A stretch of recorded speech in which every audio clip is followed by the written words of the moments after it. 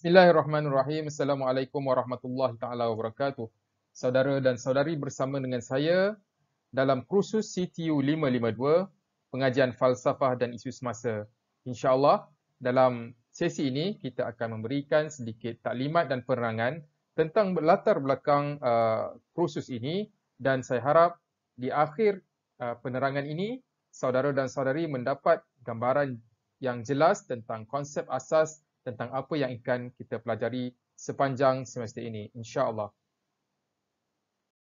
Baik, sebelum saya memulakan penerangan lanjut tentang kursus CTU 552, suka saya memperkenalkan diri saya, lagipun kita tak dapat nak berjumpa di secara bersemuka dan kita hanya akan berjumpa secara online. Jadi sebelum pertemuan kita, suka saya memperkenalkan diri saya. Saya adalah pensyarah anda CTU 552. Saya pensyarah di Akademi Pengajian Islam Contemporary ASIS UiTM Dungun. Nama saya sebagaimana yang tercatat, Ahmad Faizal bin Ramli. Saya mempunyai kelulusan Master dalam Islamic Revealed Knowledge IRK, Usuluddin and Comparative Religion IIUM, dan juga mempunyai latar belakang Bachelor dalam Syariah daripada Universiti Islam Madinah. Nombor telefon saya ada tertera di sana dan bilik saya di UiTM adalah di bangunan Intelek tingkat 4 bilik 90. Secara umumnya, pengajian falsafah, saya mengambil pengajian falsafah ketika menduduki program master di IIUM dan saya mempunyai latar belakang falsafah Islam dan juga falsafah Barat. Okey, sebelum kita terus dengan taklimat kita, suka saya mengingatkan beberapa perkara penting yang perlu diambil perhatian oleh para pelajar. Pertama sekali ialah saya harap para pelajar dapat bersegera mengisi entrance survey yang ada di UFuture. Entrance survey ini akan ditutup, justru itu saya harap para pelajar dapat bersegera untuk mengisi entrance survey tersebut. Yang kedua, berkenaan dengan nota, saya sangat-sangat menggesa para pelajar menyediakan nota sewaktu kuliah diberikan secara online. Sediakan buku dan juga catat nota yang diberikan kerana pengajian falsafah ini kita akan guna banyak istilah-istilah yang memerlukan penjelasan. Jadi istilah ini akan berulang dan istilah ini agak asing bagi sebahagian pelajar yang bukannya aliran pengajian falsafah. Istilah-istilah ini mungkin kedengaran asing, justru ianya amat-amat penting untuk saudara-saudari mengambil nota ketika kuliah ini diadakan. Dan perkara ketiga berkenaan dengan kuliah. Kuliah sebagaimana jadual yang saudara dan saudara dapat, kita ada 2 jam seminggu. Satu ialah kuliah secara mass ataupun S1, syarahan 1, yang mana dalam kuliah tersebut kumpulan-kumpulan yang mengambil kursus CTU 552 akan bersekali dalam satu sesi, dan jadual kita insya-Allah pada semester ini ialah di hari Ahad, pada hari Ahad jam 4.30 hingga 5.30 waktu petang, dan ianya agak mencabar untuk kita mengambil maklumat-maklumat falsafah. Namun saya harap penerangan ini dapat dilakukan dengan dapat dipermudahkan dan saudara-saudari insya-Allah akan mudah untuk memahami falsafah. Dan kuliah kedua bergantung kepada kelas. Ada kelas yang akan ada kuliah keduanya pada hari Isnin, ada yang dapat jadualnya pada hari Selasa, dan ada juga yang dapat pada hari Rabu. Dan insya-Allah untuk kuliah kedua kita akan berjumpa secara bersemuka dengan setiap kumpulan. Maksud saya bersemuka di online. Dan perkara keempat berkenaan dengan kehadiran, saya harap para saudara-saudari juga dapat mengisi kehadiran di UFuture, dan sekiranya ada menghadapi sebarang masalah dengan kehadiran, sila maklumkan dengan segera kepada saya, dan insya-Allah kita akan pastikan saudara-saudari tidak menghadapi masalah ekoran isu-isu kehadiran. Sekian buat masa ini. Sebelum saya mendetailkan tentang silibus dan juga kandungan yang terdapat dalam pengajian CTU 552, suka saya ceritakan secara kasar dulu apakah itu falsafah. Saya rasa saudara dan saudari masih ingat tentang undian yang saya buat di Telegram, ramai yang menjawab bahawa dia cuma tahu perkataan falsafah saja. Lebih daripada tu dia tak tahu. Jadi saya ambil kesempatan ini untuk memberikan sedikit gambaran kasar konsep tentang apakah itu falsafah. Bila sebut falsafah, ramai yang takut kerana perkataan tersebut nampak macam terlalu intelek, terlalu tinggi, terlalu mencabar. Sebenarnya falsafah adalah perkara yang normal, yang semua orang buat. Iaitu falsafah ini ialah kita berfikir, merenung, meneliti tentang hakikat kehidupan kita, apa yang hendak kita dapat daripada kehidupan ni, apa yang kita buat dan tujuan kita buat perbuatan tersebut. Secara ringkasnya, falsafah inilah berfikir. Falsafah ialah berfikir, itu yang mudahnya.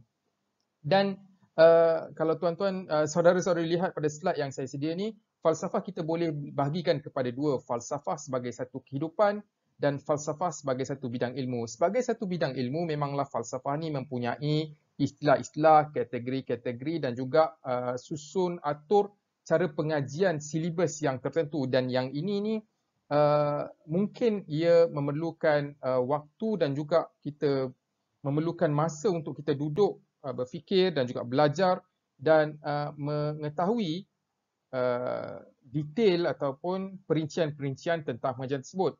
Ini yang insya-Allah kita akan buat dalam maksud saya dalam semester ini kita akan lakukan. Namun satu aspek yang penting ialah falsafah sebagai satu cabang kehidupan atau falsafah sebagai kehidupan itu sendiri. Falsafah ialah satu kemestian. Setiap kita berfalsafah, setiap kita berfikir, dan pada satu peringkat umur bila mana kita biasanya apabila kita menghadapi masa lapang ataupun kita menghadapi krisis yang menyebabkan kita berfikir lanjut dan secara mendalam, kita akan mempersoalkan persoalan asas kehidupan. Persoalan asas kehidupan ni sebagaimana yang disebut oleh Aristotle ada 4. Kita akan bertanya, siapa aku sebenarnya? Dari mana aku datang? Kenapa aku di sini? Dan ke mana akan aku pergi selepas ini? Ini adalah persoalan asas yang dijawab oleh semua bidang falsafah. Tak kira apa bidang falsafah tersebut, sama ada falsafah Islam, falsafah Barat, falsafah Timur, Oriental atau seumpamanya, ia akan cuba untuk menjawab persoalan-persoalan tersebut. Siapa saya? Hakikat insan, hakikat saya apa? Dan dari mana datangnya saya ni? Dari mana datangnya alam ni? Kemudian mengapa saya di sini? Apa tujuan kita hidup? Dengan masalahnya terpaksa kita hadapi, dengan isu-isu kemiskinan, isu kefakiran, isu ekonomi, dengan isu emosi kita yang terguris, dan juga kezaliman yang orang buat terhadap kita. Biasanya ia datang ekoran daripada kezaliman ataupun ekoran daripada peristiwa tragis. Kita akan berfikir, kenapa berlaku ketidakadilan ini? Dan juga seterusnya kita akan cuba untuk menjawab, kalau aku di dunia ni, apa yang hendak aku buat? Apa yang perlu aku buat untuk mencapai keadilan? Apa yang perlu aku buat di dunia untuk mencapai kebahagiaan? Dan mengapa aku kena mati? Selepas aku mati, ke mana aku akan pergi? Inilah persoalan-persoalan yang cuba dijawab oleh falsafah. Dan menjawab soalan falsafah akan memberikan kita kesejahteraan kerana kita boleh menjawab kepada persoalan asas hidup kita. Kita tahu siapa kita, dari mana kita datang, mengapa kita di sini dan ke mana kita akan pergi selepas ini. Untuk memudahkan kefahaman, saya datangkan satu contoh negatif. Sebagai contoh, seorang wanita mungkin telah dibesarkan dalam keluarga yang porak-poranda, ayahnya pemabuk, pemukul, dia pukul mak dan dia pukul adik-beradik, ayah dia berjoli dengan perempuan lain, kemudian ayah dia berkahwin dengan perempuan lain, tinggalkan mereka dalam kemiskinan, emak terpaksa menjadi ibu tunggal yang membesarkan keluarga dalam susah payah, dan komuniti pula tidak membantu wanita ibu tunggal dan seumpamanya. sehingga menyebabkan orang ni, mangsa ni ataupun individu ni berfikir dunia terlalu zalim terhadap wanita. Dunia, agama apa pun tidak membantu wanita. Apa-apa badan pun tidak membantu wanita. Badan agama ke institusi agama pun tidak membantu wanita. Menyebabkan dia datang ataupun berpuas hati dengan satu falsafah. Falsafah feminisme. Tetapi betulkah falsafah ini? Bagaimana wanita ini telah didorong oleh pengalaman tragisnya untuk menerima satu falsafah, iaitu falsafah feminisme. Baginya, dia hanya akan sejahtera, dia hanya akan bahagia apabila dia mengangkat darjat wanita setara dengan lelaki ataupun lebih tinggi daripada lelaki, dan juga bersetuju dengan beberapa teori, contohnya teori survival of the fittest. Siapa yang kuat, dia menang. Jadi dia nak sebagai wanita masuk dalam semua bidang, bersaing dengan lelaki, dan dia rasa itulah perjuangan dia. Berjuang untuk meletakkan wanita melebihi lelaki dalam semua bidang.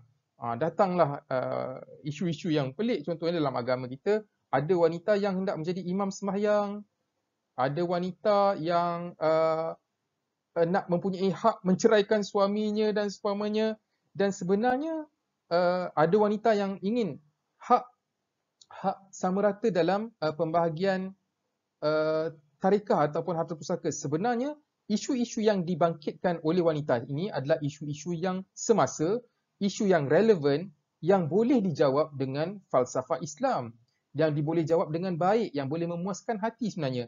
Malangnya wanita ini tidak mendapat penerangan yang baik tentang falsafah Islam. Dia hanya bergantung kepada pengalaman dan juga pembacaannya tentang satu sudut falsafah, iaitu sudut feminisme, menyebabkan ia melencong daripada makna kesejahteraan yang hendak dibawa oleh agama Islam. Justru itu, inilah yang kita nak maksudkan dengan pengajian falsafah, ataupun memahami secara umum apakah itu falsafah sebahagian daripada kehidupan.